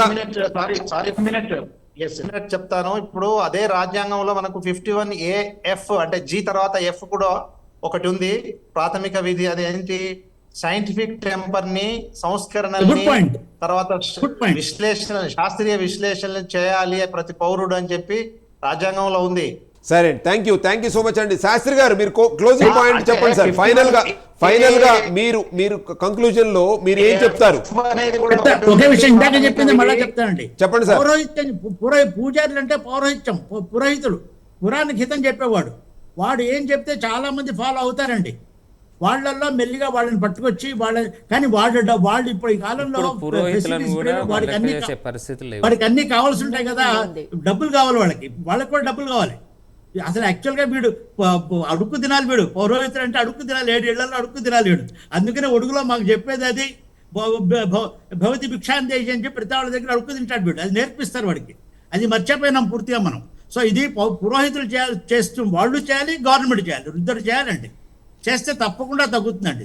okay, thank you so much Shastri garu. Soujanya గారు, డాక్టర్ సౌజన్య గారు, సో ఫైనల్ గా మీరు కంక్లూజన్ పాయింట్స్ ఏం చెప్తారండి? అదే చెప్పాను కదా సార్, అందరం కలిసి సెలబ్రేషన్స్ చేసుకుంటూ మెంటల్ హెల్త్ని ఇంప్రూవ్ చేసుకోవటం చాలా చాలా అవసరం, ఇంపార్టెంట్. ఇట్లాంటి పండుగలు అట్లాంటి అవకాశాన్ని ఇవ్వటం, that's a very good thing. అదే కాకుండా పోనీ మనమే సంపూర్ణంగా స్వార్థంగా ఉండి అయినా కూడా ఇలా నీటిని, జలవనరుల్ని అన్నిటినీ నాశనం చేస్తూ ఉంటే, దాన్ని హెవీ మెటల్స్తో నింపుతూ ఉంటే మన అనారోగ్యానికి ప్రతి పండక్కి మన అనారోగ్యానికి కావాల్సిన ఇంకొంచెం యాడ్ చేయటంలో మనం చాలా యాక్టివ్ రోల్ తీసుకుంటూ ఉన్నాం. అన్ఎంప్లాయ్మెంట్ అంటారా, అక్కడ ఉండేది 1,00,000 మంది కార్మికులు అయితే దేశం మొత్తం మీద 1,00,000 మంది కార్మికులకి ఉపాధి హామీ అన్నది ఇవ్వటం అన్నది గవర్నమెంట్ చేతిలో ఉన్న చాలా చిన్న పని. అది చేయటం చాలా తేలిక. దానికంటే ఎక్కువ మనందరికీ, మన పిల్లలకి, మన భావితరాలకి కనీసం మన చేతిలో ఉన్న ఆ ఒక్కటి తగ్గించుకోవాల్సిన బాధ్యత మనలో ప్రతి ఒక్కరికి ఉంది. థ్యాంక్ యూ సో మచ్ అండి డాక్టర్ సౌజన్య గారు. రవిబాబు గారు, యాజ్ ఏ ఎన్విరాన్మెంటల్ లవర్ కింద మీరు ఎటువంటి ఇది చెప్తా ఉంటారు మన వాళ్ళు? సార్, నేను ఒక పర్యావరణవేత్తగా పూర్వీకులు ఇచ్చినటువంటి ఇదే ప్రకృతి పర్యావరణాన్ని రాబో తరాలకు మనం అందజేసే బాధ్యత మన పైన ఉన్నది. కేవలం మన స్వార్థం కోసం ఒకేసారి ప్రకృతిని డబ్బు రూపంలోకి మార్చుకోవడమో లేదా మన సరదా సాంప్రదాయాలకు దాన్ని బలి చేసి చివరికి మానవ మనుగడ లేకుండా పోవడమో ముఖ్యం కాదు. కాబట్టి నేను ఏం చేస్తాను అని అంటే, ఖచ్చితంగా పర్యావరణానికి సంబంధించినటువంటి చట్టాలు ఉన్నాయి. అదేవిధంగా మనకు ఒక బాధ్యత ఉంది. ఆర్టికల్ 51A/G ఉంది, A/F ఉన్నది. దీని ప్రకారంగా ప్రతి మనిషి యొక్క బాధ్యత ఇది. ముఖ్యంగా శాసనాలను ఎట్లా తయారు చేయాలి అని అంటే, ఉన్నాయి మనకి ఇప్పుడు చాలా శాసనాలు, కానీ అవి ప్రాక్టికల్ రూపం దాచట్లేదు. దానికి కారణాలు చాలా ఉన్నాయి. పొలిటికల్ ప్రెషరే కావచ్చు. సో ప్రభుత్వం దీన్ని ఖచ్చితంగా, ఇందాక శాస్త్రి గారు చెప్పినట్టు, ప్రభుత్వం దీన్ని ఖచ్చితంగా ఒక మొట్టెకాయ వేసినట్టుగా, ఇటు కోర్టులు ఆల్రెడీ వేస్తున్నాయి, కోర్టులు ఆల్రెడీ చెప్తున్నాయి, హైకోర్టు చెప్పింది మొత్తం బ్యాన్ చేయండి, హుస్సేన్ సాగర్లో వేయద్దు, లేకపోతే మిగతా మనిషి యొక్క నదులలో వేస్తున్నారండి. ఏదైతే రంగులు కలర్లు నాశనం చేస్తున్నాయి మొత్తం అక్వాటిక్ ప్రాణులను, అటు మొక్కలే కావచ్చు. సో ఇలాంటి వాటిని చట్టాలు ఖచ్చితంగా బలమైన చట్టాలను తీసుకురావాలి. ఆర్టిసియన్స్ ఎవరు చదువుతున్నారో వాళ్లకు ఇదే, ఒకవేళ ఈ సాంప్రదాయం తగ్గిస్తూ ఈకో ఫ్రెండ్లీ పండుగలను చేసుకోవడానికి, పండుగలు అనేటివి అందరూ చేసుకోవచ్చండి. వారు సంతోషం, ఇందాక డాక్టర్ గారు చెప్పినట్టు సంతోషంగా చేసుకోవడానికి డోపమైన్ రిలీజ్ అంటే దానికి కారణాలు చాలా ఉన్నాయి. కానీ ఇక్కడ నేనేమంటున్నానంటే జరుపుకునే ప్రతి పండుగ ఈకో ఫ్రెండ్లీగా ఉండాలి, మానవ మనుగడకు అనుకూలంగా ఉండాలి అనే నా ఉద్దేశం. దానికోసము ప్రభుత్వాలు చట్టాలు ఇంకా కఠినతరం చేయాలి. పొల్యూషన్ కంట్రోల్ బోర్డు ఖచ్చితంగా, ఇప్పుడు నాయిస్ పొల్యూషన్ ఉంది, డీజేలు పెట్టుకుంటున్నారు ఆ పండుగ పూట, చిన్న పిల్లలు ఉంటారు, ప్రెగ్నెంట్ లేడీస్ ఉంటారు, ముసలోళ్ళు ఉంటారు, వాళ్ళు చాలా నష్టాలకు గురవుతున్నారు. కాబట్టి ఆల్రెడీ నాయిస్ పొల్యూషన్ యాక్ట్ ప్రకారంగా రాత్రి 9 దాటినంటే కంప్లీట్గా డీజేలు మొత్తం బంద్ చేయాలి. కానీ ఈ మాట అంటే వాళ్ళకు చాలా కోపం వస్తుంది. కానీ అయ్యా, పండుగలనంటే మానవ మనుగడకు సపోర్ట్గా ఉండాలి, మానవ వినాశనాన్ని కోరుకోవద్దు అనే ముఖ్య ఉద్దేశం. ఇంకా నేనేమంటానంటే, ప్రస్తుతానికి ఒకేసారి తగ్గదు కాబట్టి ప్రభుత్వం కూడా ఖచ్చితంగా దీని మీద బలమైన చర్చలు వాళ్ళ అసెంబ్లీలో కానీ, అటు మన పార్లమెంట్లో కానీ దీని మీద ప్రత్యేకంగా కొన్ని చట్టాలను తీసుకొచ్చి మనకు ఈ పర్యావరణ మనుగడకు దోహదం చేసి మనిషి బతుకునేటట్టుగా మిగతా జీవరాశులు కూడా మమేకమై బతికేటట్టుగా ఉండాలన్నది నా ఉద్దేశం. పండుగలు అనేటివి మనిషి అభివృద్ధిని కోరుకోవాలి కానీ ప్రకృతి వినాశనాన్ని కోరుకోకూడదు. Thank you so much Ravibabu garu. Thank you very much sir. Thank you so much doctor Soujanya garu, Shastri గారు, అలాగే పురుషోత్తం గారు. ఈ యొక్క ఎపిసోడ్ చాలా మందికి కనువిప్పుగా ఉంటుందని నేను భావిస్తున్నాను. మరిన్ని హెల్త్ అప్డేట్స్కి వాచ్ చేస్తూనే ఉండండి. మీ ప్రైమ్9 హెల్త్, మీ doctor Kishore Kumar. Thank you so much.